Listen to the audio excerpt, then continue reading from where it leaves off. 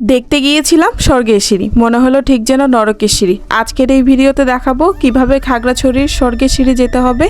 শেষ পর্যন্ত দেখতে থাকুন।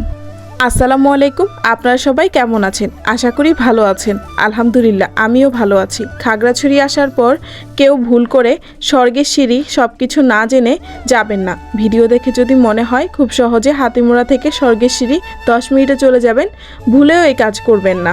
যারা খুব বেশি হাঁটতে পারেন না আর পাহাড়ে ওঠার কোনো অভ্যেস নেই, তারা দয়া করে যাবেন না। আমরা চলে গিয়েছিলাম স্বর্গের সিঁড়ি। প্রথমে মনে হয়েছিল খুব সহজে চলে যেতে পারবো, কিন্তু আসল কাহিনী শুরু হয় কিছুটা পথ যাওয়ার পর। হাতিমুড়া থেকে কিছুটা পথ যাওয়ার পর পার হয়েছিলাম চেঙ্গি নদী। নদী দেখে আমার প্রথমে খুব ভালো লাগছিল।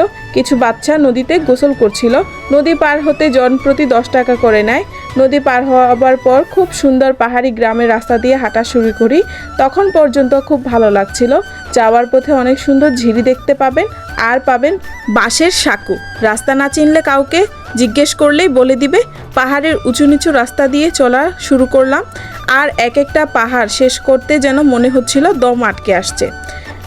হাঁটতে হাঁটতে 40 মিনিট হাঁটার পরও আমরা পৌঁছাতে পারিনি। শেষ পর্যন্ত মনে হচ্ছিল গরমে এখানে মারা যাব। আমরা অনেকটা উপরে ওঠার পর একজনকে জিজ্ঞেস করেছিলাম, সে বলল আরও 40 মিনিট লাগবে। এত গরমের মধ্যে আবার পাহাড়ে ঝুম চাষ করার জন্য আগুন লাগিয়েছিল।